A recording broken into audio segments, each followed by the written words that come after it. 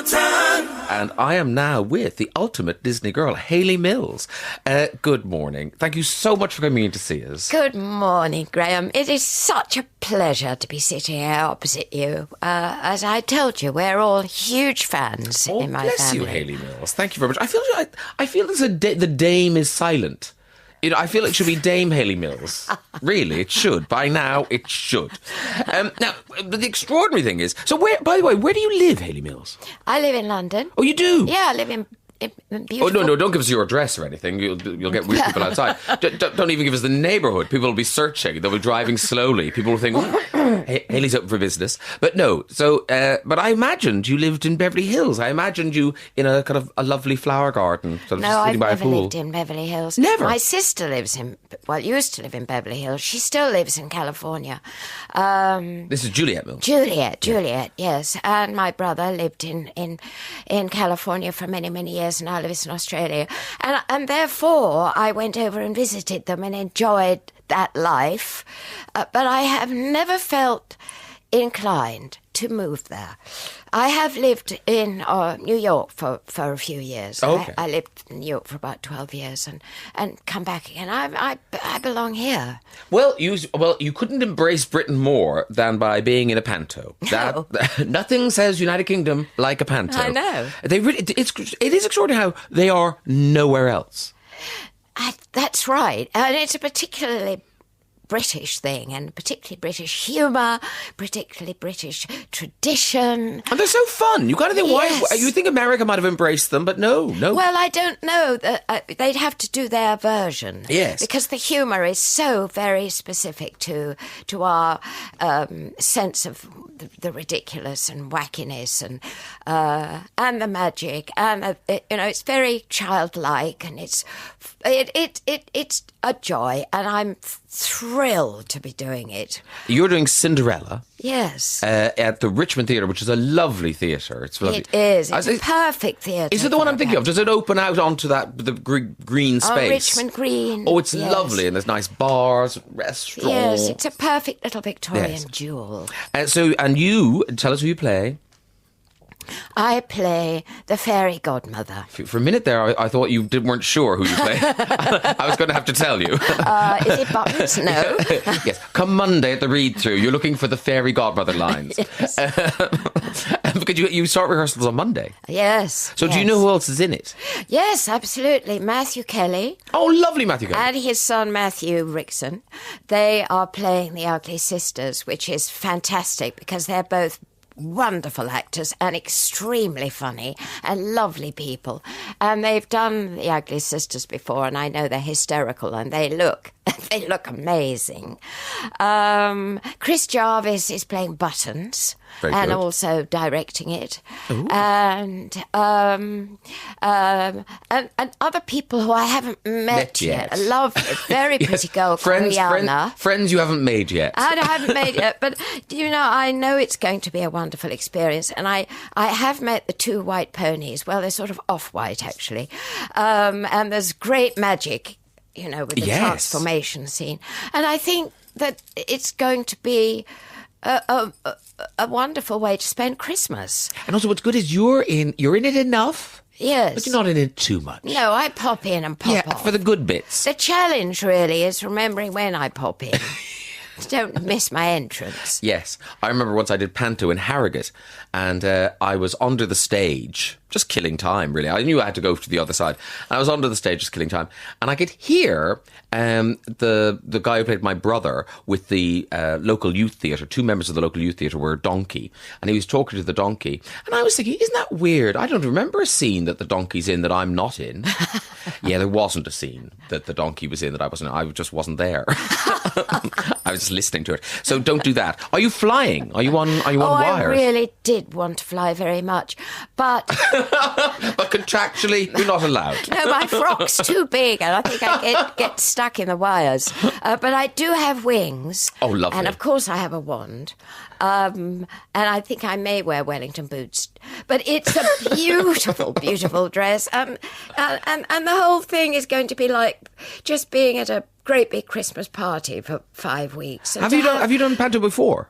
No. Oh, so this is your first time? Yes. Oh, how exciting. It is, actually. Yeah. And I know it's going to be enormous fun, and there's a very special atmosphere, I think, at pantomimes, backstage and on the stage, and everybody's there to have fun and give a lot of fun, and the audience is full of children, hopefully with their mouths open and their eyes shining and absolutely agog with the whole thing, and what a better way to spend Christmas. Except I do think it's going to be quite challenging. Not so much only just 2 shows a day, which I've never done before. That's going to be interesting. Yes. And some pantomimes do 3 shows a day, which is absolute slavery. Yeah. But the challenge too is Christmas at home. So trying to get food and presents and all that. But isn't it just the great it's got a get out of jail card though, because you just don't have to do anything. Yes, you just say, so I'd love to be doing that, but I'm working. No, well, the family are very supportive, and yeah, well, they better be. Otherwise, there won't be Christmas. Somebody's got to do it, and you're not. I know. You're busy changing pumpkins into coaches, so you can't do it. And also, I guess there's a lovely thing. You know, I remember Cher talked about, you know, when she did shows in Vegas, she looked out at this really ancient crowd. And she went, "This may be the last concert they ever see, so it better be good." But for you, it's the opposite. This is like the first theatrical experience for lots of these kids. Yes, for a lot of them, it will be. It really will. And hopefully, you know, we will capture a whole new generation of theatre goers. And for you, because, you know, you were winning a BAFTA, as I said. You were winning a BAFTA and Golden Globes. You were 12, 13 years old. Which must make you grow up very fast when you're in that kind of adult world. It's funny, the sort of partly it did, because I related more and I spent more time with adults than I did with people of my own age.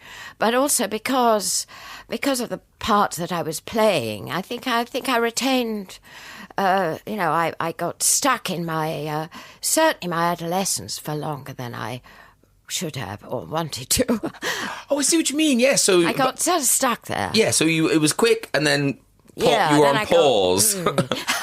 Yeah. And I'm then assuming people outside of the business treated you as a child for much longer than you needed to be treated like a child. And I think subconsciously I thought that they expected me, when they met me, they wanted me to be that child. They didn't want me to be this adolescent with spots and problems. They wanted the child. Yes. And so I was always afraid of disappointing them.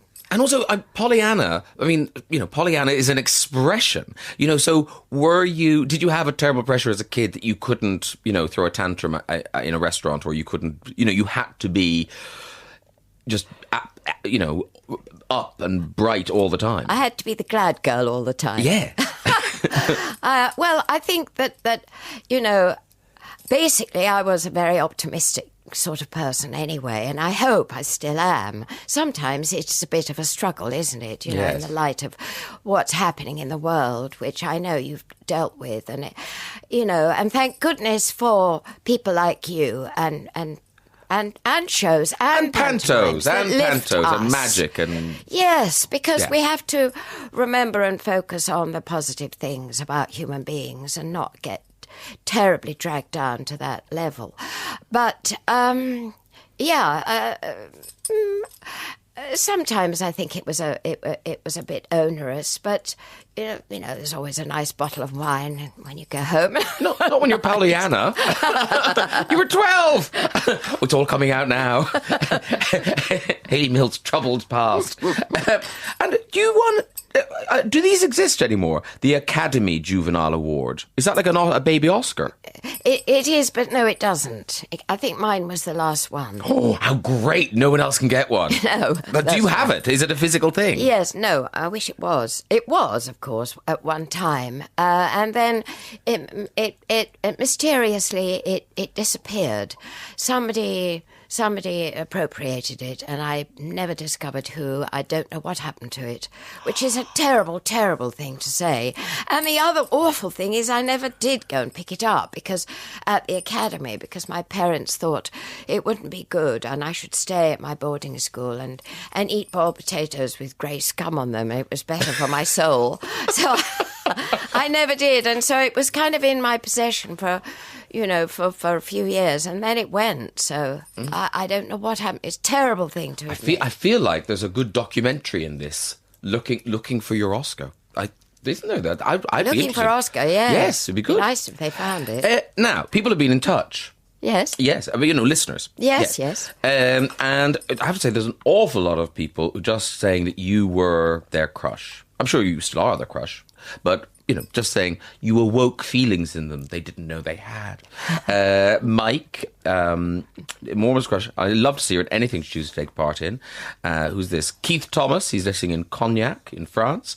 Please tell her she was the pin-up inside my desk lid at school after I fell in love with her in Whistle Down the Wind. Give her my love. Oh, how very lovely. And isn't it great to be in films that do stand the test of time?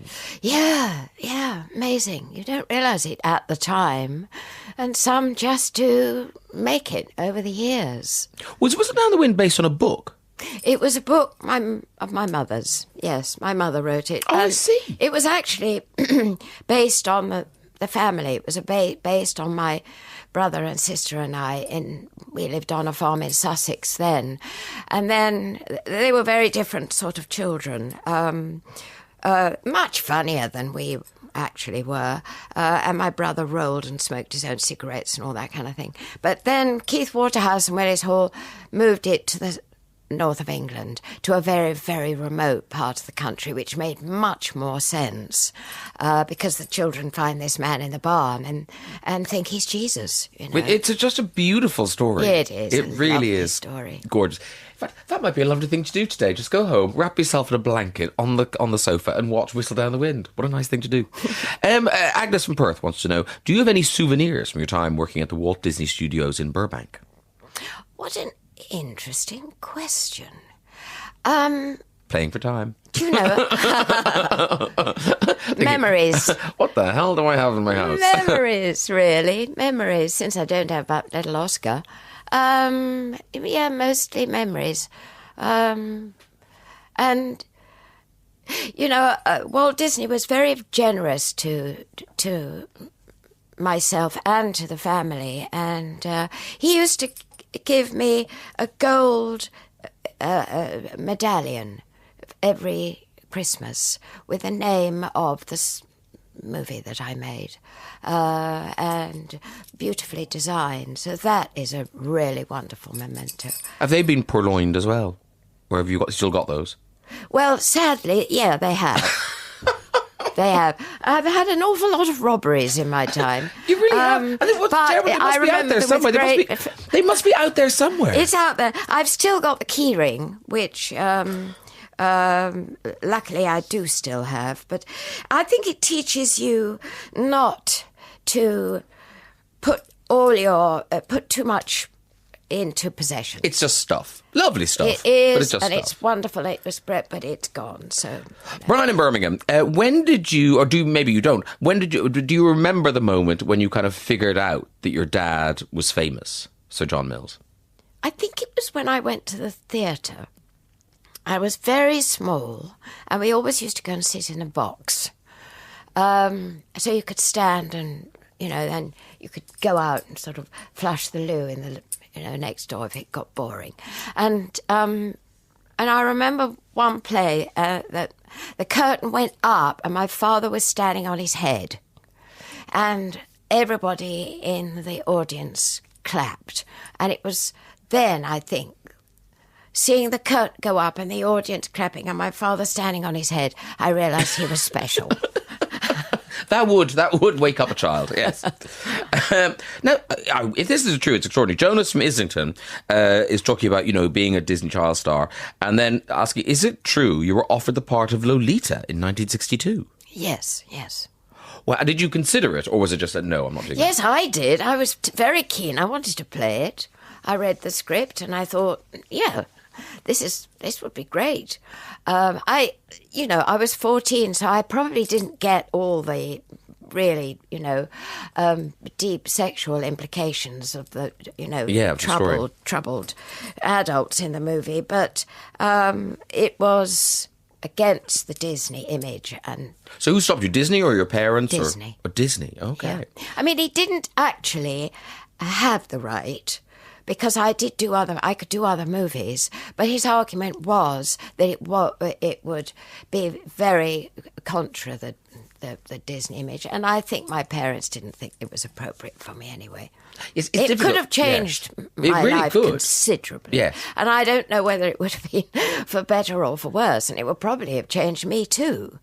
But, life, Well, it's like you look at Daniel Radcliffe and the decisions he's made, yes. Around Harry Potter. And I'm sure some of those were quite hard for the Harry Potter family to stomach. Yes. But he got away with it. Yes, he did. And he's a very intelligent, thoughtful and very good actor, and has taken charge of his career from obviously from an early age. Very quickly, Sydney in Cardiff wants to know, have you used your lifetime golden pass to Disneyland that came with your Disney Legend Award?